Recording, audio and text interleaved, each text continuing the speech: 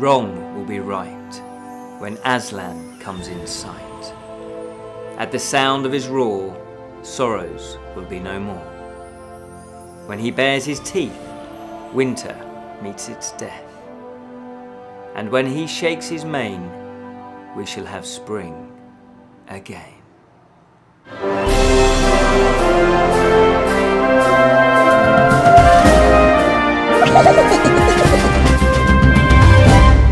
Hello and welcome to the Friday Fantasy Show from the Bottled Imp, exploring the realms of fantasy.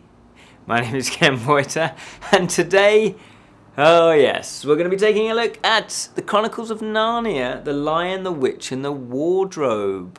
And now, obviously, this is by C.S. Lewis. I say obviously because this is a children's classic, not just a fantasy classic, but a children's literary classic.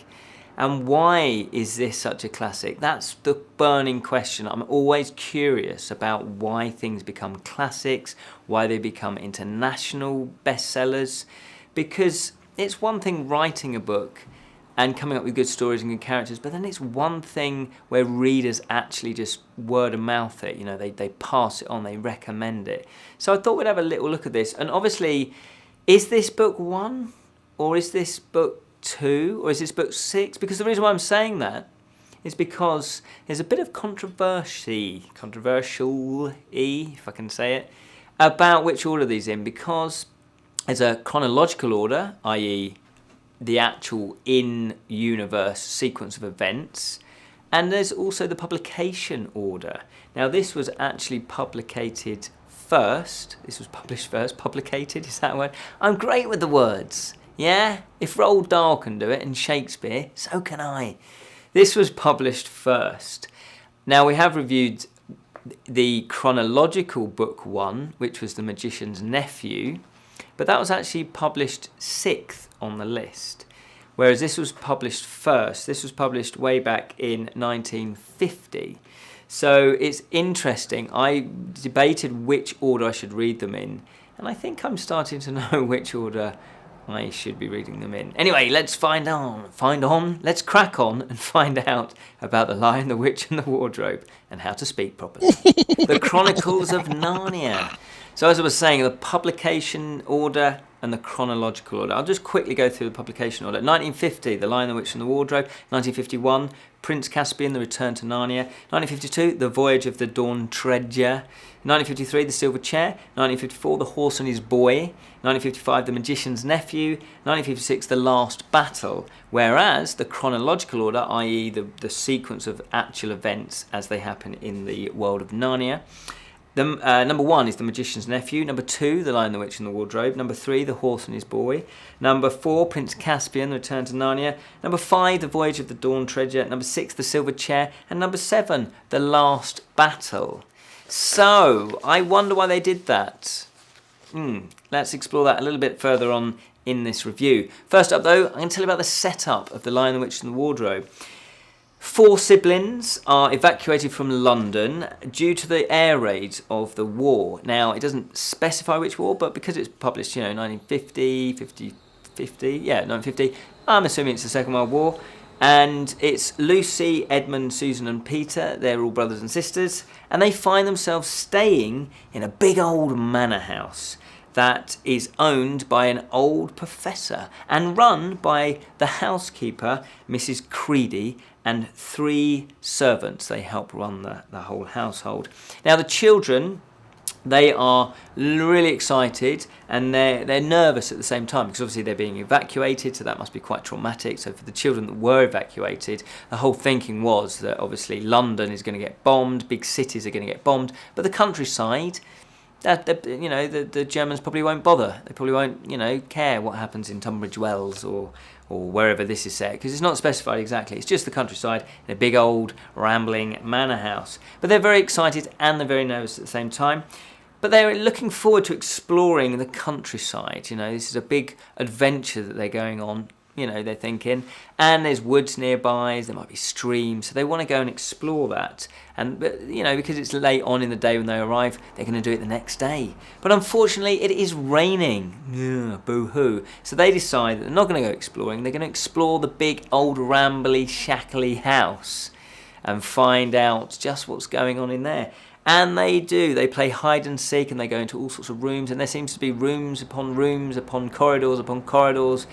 It's a big old house. It's so big that it's one of these manor houses where people come to visit. They get shown round. Mrs. Creedy, the housekeeper, shows people around, and she's always saying, keep out of my way when I'm doing these tours. Now, obviously, the kids, they want to, I guess they respond to that, and they don't want to get told off. So when they are running about trying to play hide and seek, they do try to look for the best place to hide, obviously. Now, the youngest of the siblings, Lucy, she does find a room. She stumbles into a room, and then she kind of hears Mrs. Creedy, and she's thinking, oh no, I better not get caught, I better not get, seen. So, and it's part of the hide and seek as well, she goes into this room, and all that's in there is an old wardrobe. Nothing wrong with that, you might think. So, in she goes, and the narrator is at pains to make sure that you don't close the door. It tells you that we all know it's not good to close a door when you're in a wardrobe. So she kind of leaves it open, but she's in there, and then she sort of, starts going to the back of the wardrobe as far as she can, but she kind of keeps going, and this is a bit strange. She keeps going, and eventually the floorboards run out, and it's sort of soft, crunchy snow. And there's a wood. She's somehow stumbled through a portal into a wood, and she's obviously slightly confused by this, but up ahead she does see a lamppost. Yes, it's like a Victorian style lamppost, really elegant. I love those lampposts. And she's wondering, okay, what's this lamppost doing in the middle of a woods? It's snowing, it's winter, what's going on? This is blowing her mind. And then, scampering along comes a faun, and we find out his name is Mr. Tumnus, and he has all these presents that are all wrapped up, and he sort of, introduces himself, and he's wondering, well, who are you, and well, what are you? Because, it's a different world, we're realising, because we've got a faun that can speak, and that is very friendly as well, though. And she's sort of confused, and she says, well, I'm just from this land, from the wardrobe, and he thinks, that's a different foreign country. And he says, well, come and have some tea, So, off she goes to have tea with Mr. Tumnus. But that's where I'm going to leave it, because I don't want to do any spoilers. I'm just going to say things aren't always what you expect them to be. There are numerous themes that run through this book, and what I like about this book, and I do like this book, I just put this out there up front, is that it has a certain amount, a good mixture of fun and excitement, but there is meaning to it as well. It does feel a bit weighty. It feels like you can get your teeth into this one. Now, one of the main themes is the nature or character, your character, your nature. What makes up your character and your nature of a person? So, what is at the core of somebody, and where does that come from? Is it nurture or is it nature? Is it your upbringing?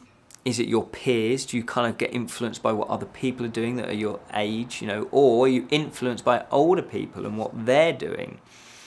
Where do you get your certain traits from? Can your character change? When you're in situations, what you might think you're going to do in a situation, a moral dilemma, might actually be different to what you actually do. Now, when a character gets called into question, again, I'm trying not to give any spoilers away, one of the characters does get their character called into question. And the kids are slightly confused by that. They try to come up with their own explanation about this sort of almost change of character. But they go and ask the old professor. They think, well, he's an old guy. He must be wise. We'll go and ask him. Now, the professor goes, well, use logic in this situation. 3 outcomes to this. 1, Lucy is telling lies. 2, or she is mad. And 3, she's telling the truth, no matter how impossible that might be. Because what happens is, she does come out of the wardrobe, and of course she wants to tell her brothers and sisters, look, there's a fantastic realm, I found this new world, it's called Narnia, it's amazing. Come and have a look. And when they go and all have a look, the wardrobe isn't magical at all. There's a back to it, and they kind of a few of them start sort of making fun of her, and it becomes horrible for her because she's sort of feeling like she's not being believed. Is she going mad? So she does go into a little bit of a kind of a little bit of a depression. Not that sulk's the wrong word to use. And there is one of the brothers that actually, well, it's Edmund, I'll let you know. Edmund, Now, he is a little bit nasty about it. He keeps goading her about it. He keeps saying that, oh, you know, she's mad, she's make-believe, all of that. And it's not very nice. So that creates a bit of tension. So that's why they go and ask the professor. So he's saying use logic. Lucy's telling lies, or she's mad, or she's actually telling the truth, no matter how impossible it is. So it's like based on what do you know about somebody's character.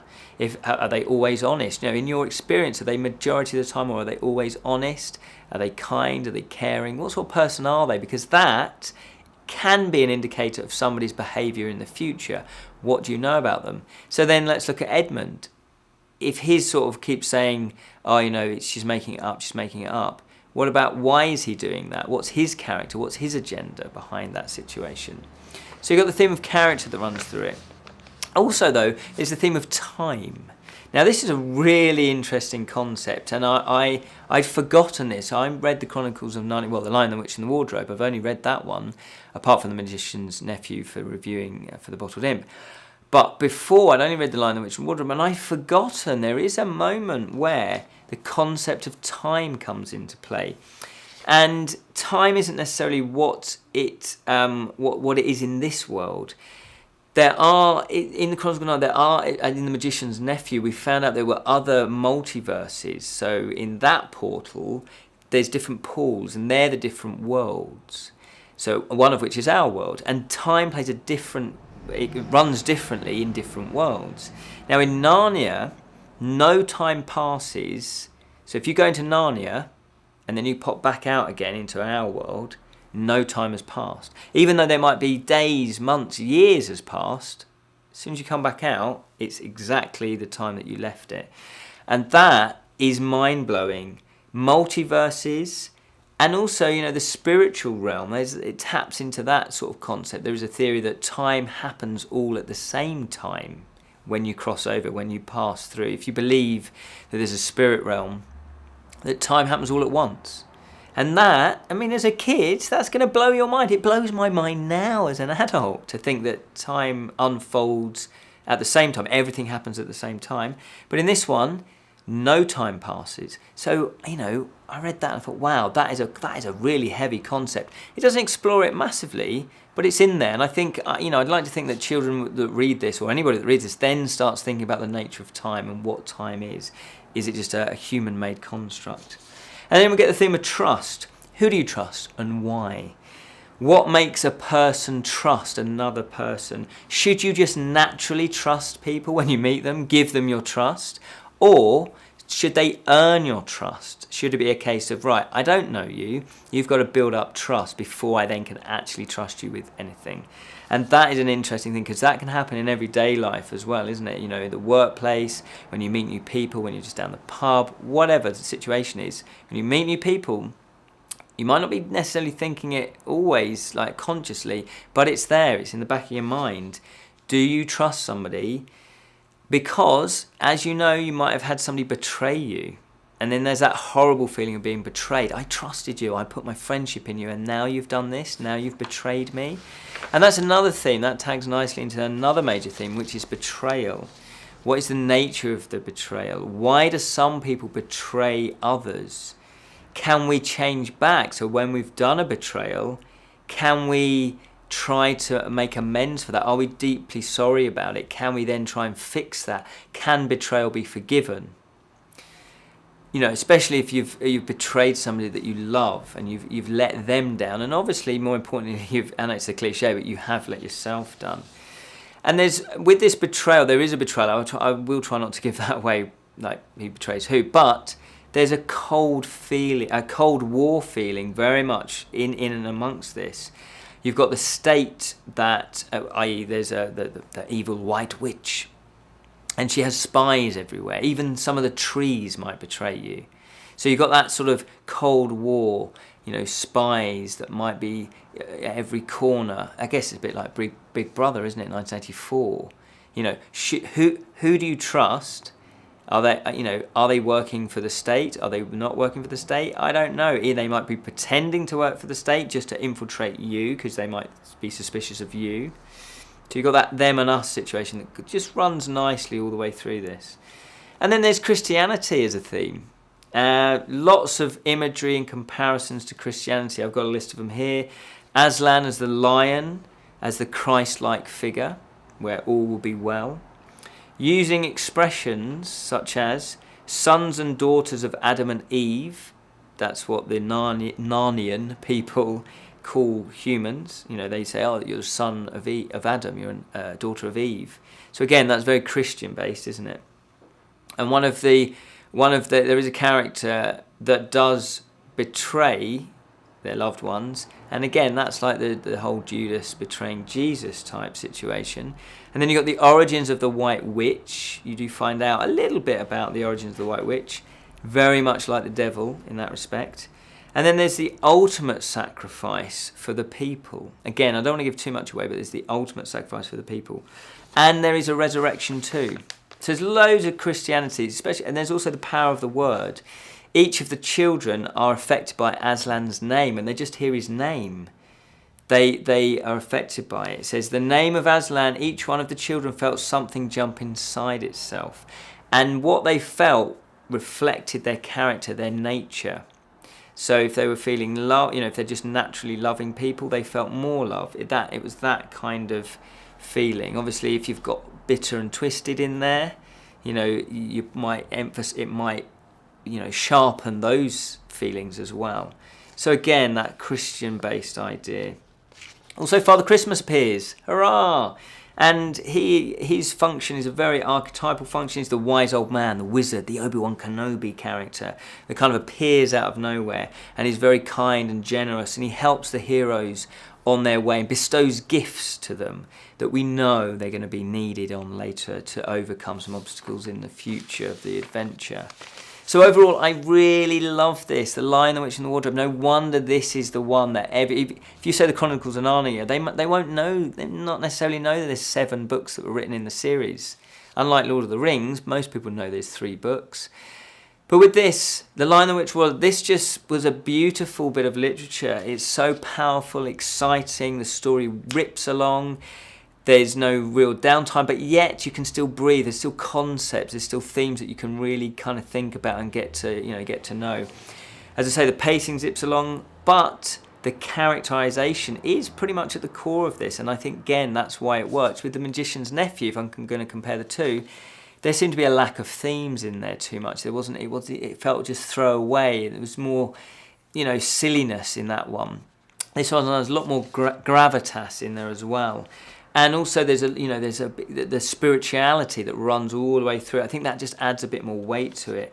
There's a driving force, as I say, of the characterization and the dynamics of the 4 children. Each one is well defined. They've each got their own characteristics, their own personalities, their own personal points of view, and they each step up to the plate at certain points throughout the book. And I think that's important as well. The fantasy elements, obviously, it's strong all over the place. You've got the magical world of Narnia. You've got even the old professor. You kind of think, is he a wizard? Even though he lives in this world, he probably is, but we don't know. There's just that element to it as well. Fantastical creatures are seen and mentioned, and it just has that whole magical feel, and that's what you want from a fantasy book. You've got the White Witch, you've got Aslan, the good and evils, you've got those big epic themes running through as well. Talking animals, you've got nature sort of being alive as well. Love all that, and what a difference this makes, compared to The Magician's Nephew. And I think if The Magician's Nephew was published first, I think it might actually not have been the massive hit that it was. So that's interesting. So I'm starting to believe that actually you should read them in publication order rather than chronological order. But we'll carry on with the chronological order because I've started that now and I want to finish it in that way.